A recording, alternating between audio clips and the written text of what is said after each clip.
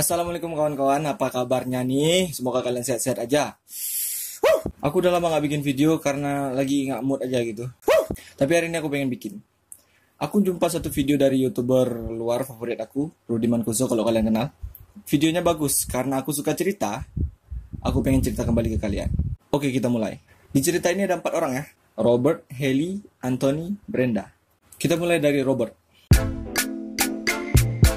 Robert adalah seorang pemuda menarik namun aneh.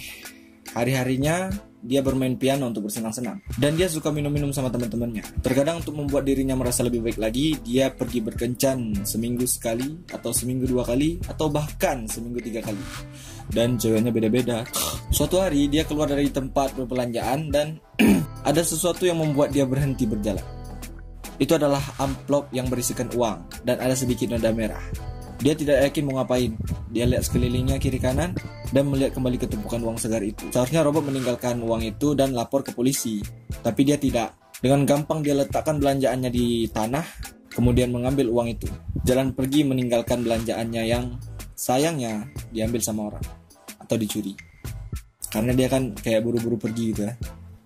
Dia merasa nggak enak dan juga tidak merasa bersalah karena hal itu. Karena bagi dia itu adalah takdir dia. Tanpa merasa bersalah, Robert menghabiskan uangnya itu atau merayakannya gitu sama teman-temannya untuk pergi berpesta. Dia beli bir mahal, ajak teman-temannya di rumah. Saat dia sudah mulai mabok-mabok gitu, dia ngecek HP dan ada yang teks dia, ada yang chat dia, yang isinya berisikan come over. Come over tuh kok di Indonesia kayak aku sendiri nih di rumah, yuk datang ke rumah. Itulah. Dia keluar dengan hoyong menuju ke mobilnya dan bodohnya dia mengendarai mobil di saat mabuk seperti itu. Ya kalian tahu lah apa yang terjadi kalau orang mabuk bawa mobil. Akhirnya dia kecelakaan, menabrak seseorang. Oke, cerita Robert sampai situ dulu. Ayo kita beralih ke Haley. Haley, dia itu orangnya muda, orangnya slow, tidak bisa ditebak, dan dia hidup dengan peraturan dia sendiri. Dia berpakaian bagus, rambutnya juga bagus, dan dia sering memakai mantel yang kayak Korea-Korea itu ya. Dan yang paling menarik adalah matanya bisa berubah warna kadang-kadang. Dan gayanya memang unik. Mukanya juga muka orang baik. Dan dia menderita kleptomania. Buat yang nggak tahu, kleptomania itu adalah gangguan yang membuat penderitanya tuh terdorong untuk mencuri gitu. Pengen nyuri aja bawaannya. Dan ya emang itu yang dia lakukan.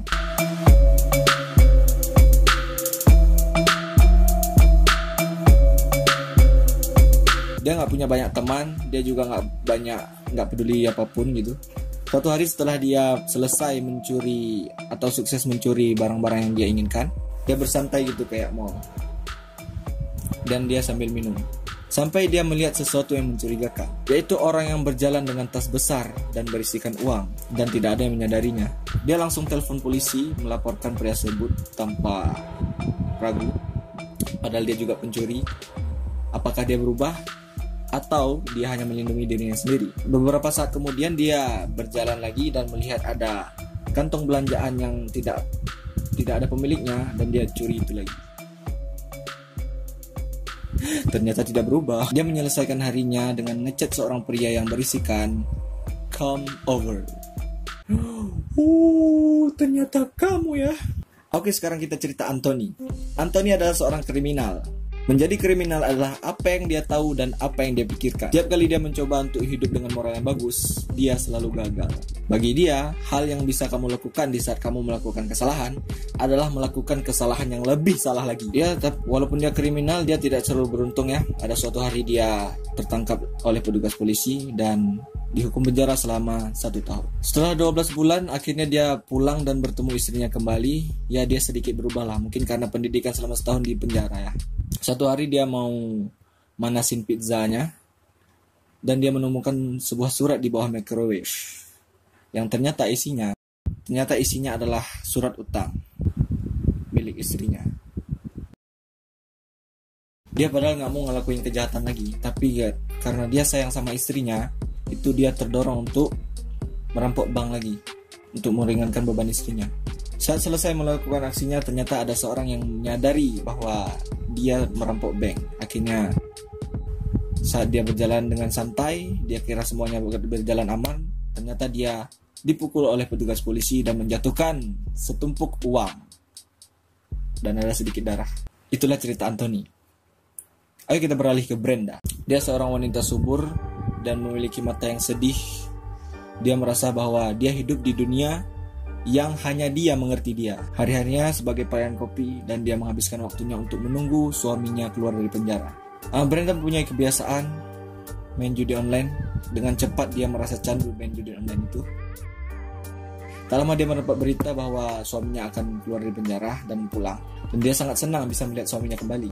Tapi beberapa hari kemudian dia mendapatkan sebuah surat yang ternyata itu adalah surat hutang. Dia kalah main judi. Udah haram kalah. Dia akhirnya stres, dia bingung gak tahu ngapain ya. Akhirnya dia ambil kuncinya, pakai baju, dia pergi. Galau gitu ya. Dia gak tahu kemana. Dia berjalan tanpa arah. Dia kira semua akan berjalan kembali sempurna. Ternyata tidak seperti yang dia pikirkan. Yang faktanya dia malah terlilit hutang. Dan sebelum dia memasang seat beltnya, tiba-tiba dia tertabrak. Kecelakaan. Jadi apa maksud dari cerita ini? Ayo kita rekap ceritanya. Jika Brenda tidak candu judi online, dia tidak akan terlilit hutang. Dan jika dia tidak terlilit hutang, maka Anthony tidak akan pernah termotivasi merampok bank. Dan karena Anthony tidak merampok bank, maka Haley tidak akan menelpon polisi. Jika Haley tidak menelpon polisi, maka Anthony tidak akan pernah menjatuhkan uang. Dan jika Anthony tidak menjatuhkan uang, maka Robert tidak pernah menemukannya. Dan jika Robert tidak menemukan uang, maka Robert tidak akan mabuk-mabukan. Dan jika Robert tidak mabuk-mabukan, maka tidak akan terjadi kecelakaan. Boom. Yang ingin disampaikan di cerita ini adalah, tanpa sadar, kita terkoneksi satu sama lain. Setiap dari kita di seluruh dunia, jika seseorang bertindak, maka akan berefek ke orang lain, seperti domino. Jika satu dari kita jatuh, maka yang lain akan ikut jatuh. Dan ini terus berjalan, lagi, dan lagi, sampai kita semua jatuh. Wah, mantap kali ceritanya, cuk! Suka kali aku ceritanya nih. Intinya apa? Intinya kalau salah satu dari kita berbuat jahat, apapun itu, hal yang buruk lah, bisa aja berefek ke orang lain gitu. Jadi gimana caranya kita meminimalisir perbuatan jahat gitu. Oke lah, mungkin sekian aja video kali ini. Kalau kalian suka video yang kayak gini, video model cerita gini, storytelling, kalian like dan kalian komen request untuk bikin lagi. Please lah komen. Gak pernah ada yang komen videoku, woi. Ada komen tapi ada sih komen dikit, tapi maksudnya komennya request gitu, yang bersifat request. Jadi aku ada ide bikin video nih, setelah bikin video langsung start.